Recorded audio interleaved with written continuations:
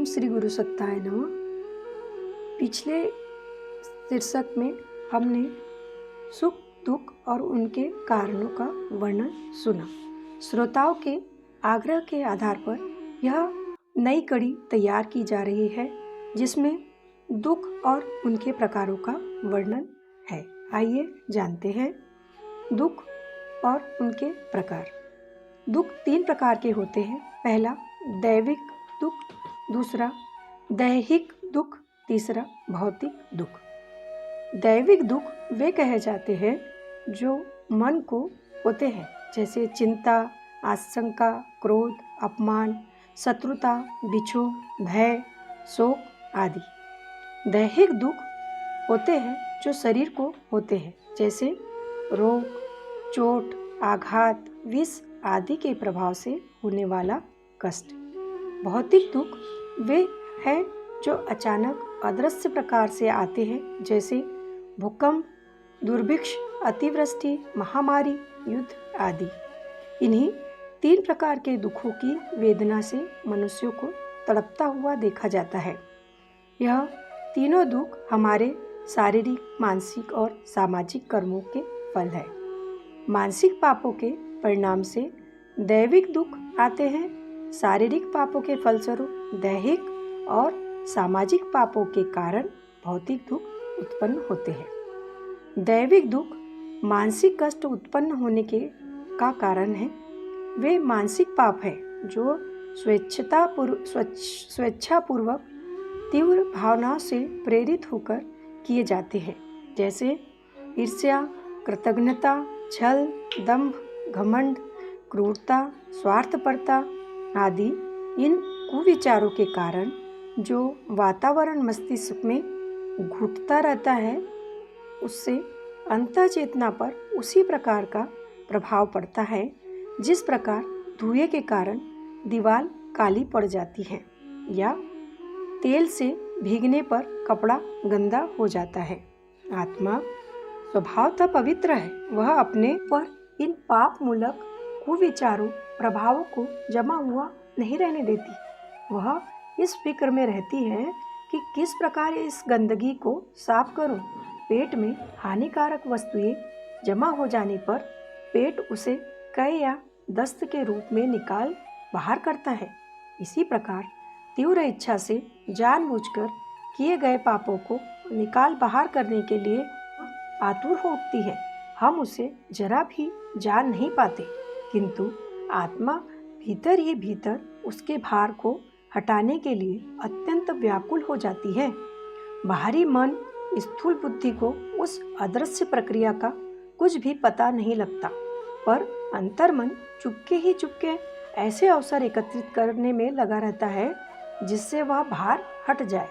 अपमान, असफलता, बिछोह, शोक, दुख आदि प्राप्त हो, ऐसे अवसरों को वह कहीं से एक न एक दिन किसी प्रकार खींच ही लाता है, ताकि उन दुर्भावनाओं का, पाप संस्कारों का इन अप्रिय परिस्थितियों में समाधान हो जाए। शरीर द्वारा किए गए चोरी, डकैती, व्यभिचार, अपहरण, हिंसा आदि में मन ही प्रमुख है। हत्या करने में हाथ का कोई स्वार्थ नहीं है, वरन मन के आवेश की पूर्ति है। इसीलिए इस प्रकार के कार्य जिनके करते समय इंद्रियों को सुख न पहुँचता हो, मानसिक पाप कहलाते हैं। ऐसे पापों का फल मानसिक दुख होता है। स्त्री, पुत्र आदि प्रियजनों की मृत्यु, धन नाश, लोक निंदा, अपमान, पराजय, असफलता, दरिद्रता आदि मानसिक दुख है। उनसे मनुष्य की मानसिक वेदना उखड़ पड़ती है। शोक संताप उत्पन्न होता है। दुखी होकर रोता चिल्लाता है, आंसू बहाता है, सिर धुनता है। इससे वैराग्य के भाव उत्पन्न होते हैं और भविष्य में अधर्म न करने एवं धर्म में प्रवृत्त रहने की प्रवृत्ति बढ़ती है। देखा गया है कि मरघट में स्वजनों की चिता रखते हुए ऐसे भाव उत्पन्न होते हैं कि जीवन का सदुपयोग करना चाहिए। धन नाश होने पर मनुष्य भगवान को पुकारता है। पराजित और असफल व्यक्ति का घमंड चूर हो जाता है। नशा उतर जाने पर वह होश की बात करता है। मानसिक दुखों का मात्र उद्देश्य मन में जमे हुए ईर्ष्या, कृतज्ञता, स्वार्थपरता, क्रूरता, निर्दयता, छल, दंभ, घमंड की सफाई करना होता है। दुख इसीलिए आते हैं कि आत्मा के ऊपर जमा हुआ प्रारब्ध कर्मों का पाप संस्कार निकल जाए। पीड़ा और वेदना की धारा उन पूर्व कृत्य प्रारंभ कर्मों के निकृष्ट संस्कारों को धोने के लिए प्रकट होती है। दैविक मानसिक कष्टों का कारण समझ लेने के उपरांत अब दैहिक शारीरिक कष्टों का कारण समझना चाहिए। जन्मजात अपूर्णता एवं पैतृक रोगों का कारण पूर्व जन्म में उन अंगों का दुरुपयोग करना है। मरने के बाद सूक्ष्म शरीर रह जाता है। नवीन शरीर की रचना इस सूक्ष्म शरीर द्वारा होती है। इस जन्म में जिस अंग का दुरुपयोग किया जा रहा है वह अंग सूक्ष्म शरीर के अत्यंत निर्बल हो जाता है। जैसे कोई व्यक्ति अति मैथुन करता हो तो सूक्ष्म शरीर का वह अंग निर्बल होने लगेगा। फलस्वरूप संभव है कि वह अगले जन्म में नपुंसक हो जाए। यह नपुंसकता केवल कठोर दंड नहीं वरन सुधार का एक उत्तम तरीका है। कुछ समय तक उस अंग को विश्राम मिलने से आगे के लिए वह सचेत और सक्षम हो जाएगा।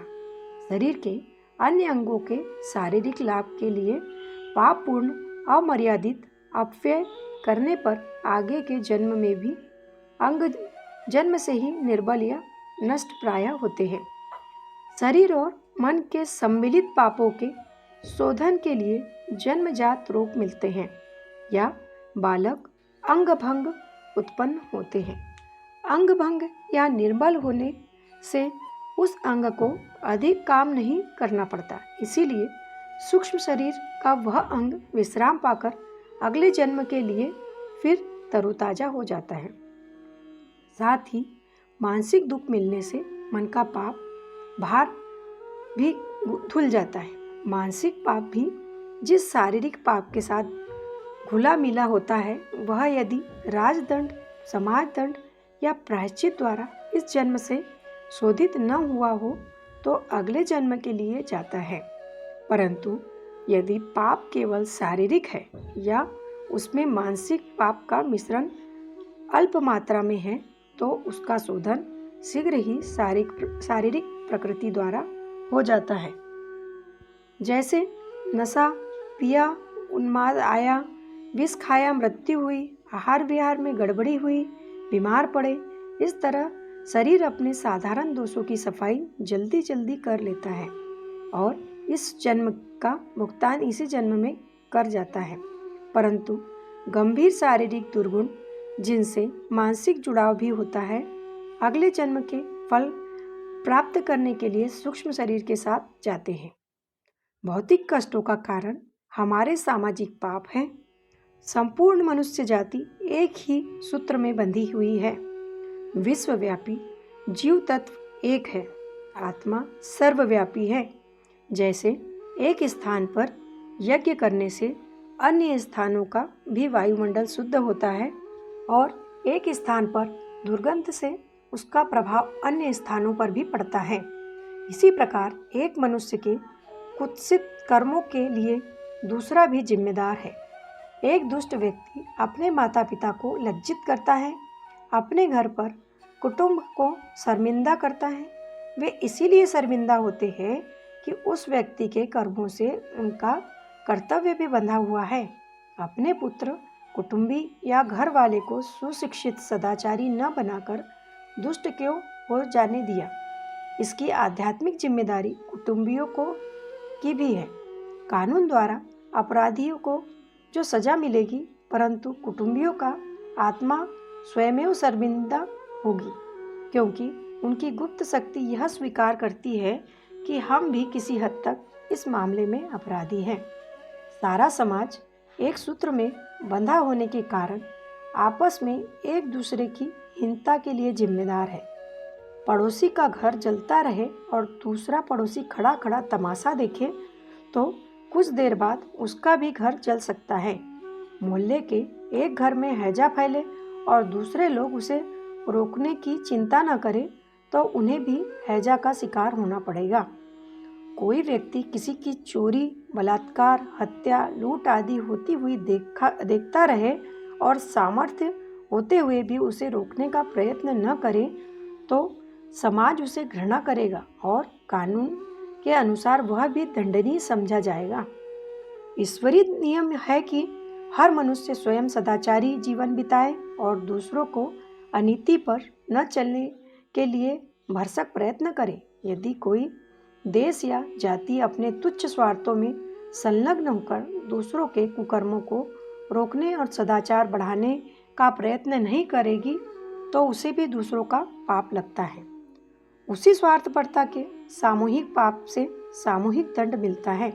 भूकंप, अतिवृष्टि, अनावृष्टि, दुर्भिक्ष, महामारी, महायुद्ध के कारण ऐसे ही सामूहिक दुष्कर्म होते हैं जिनमें स्वार्थपरता को प्रधानता दी जाती है और परोपकार की उपेक्षा की जाती है। देखा जाता है कि अन्याय करने वाले अमीरों की अपेक्षा मूक पशु की तरह जीवन बिताने वाले भोले भाले लोगों पर दैविक प्रकोप अधिक होते हैं।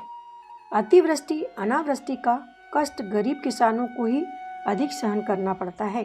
इसका कारण यह है कि अन्याय करने वाले से अन्याय सहने वाला अधिक बड़ा पापी होता है। कहते हैं कि बुज़दिल जालिम का बाप होता है।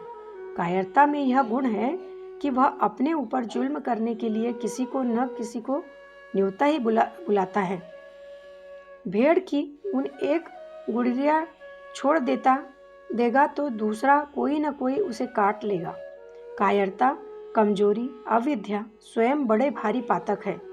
ऐसे पातकियों पर यदि भौतिक कोप अधिक हो तो कुछ आश्चर्य नहीं। संभव है कि उनकी कायरता को दूर करने एवं स्वाभाविक सतेजना जगाकर निष्पाप बना देने के लिए अदृश्य सत्ता द्वारा यह घटनाएं उपस्थित होती हैं। यह भौतिक दुर्घटनाएं सृष्टि के दोष नहीं है वरन अपने ही दोष है। अग्नि में तपाकर सोने की तरह हमें शुद्ध करने के लिए यह कष्ट बार बार कृपा पूर्वक आया करते हैं और संसार को जोरदार चेतावनियां देकर सामाजिक निष्पापता बढ़ाने का आदेश दिया करते हैं। दैविक, भौतिक दुखों का कुछ विवेचन ऊपर की पंक्तियों में किया जा चुका है। इसी प्रकार इन कारणों के से ही दुख आते हैं। शीर्षक समाप्त।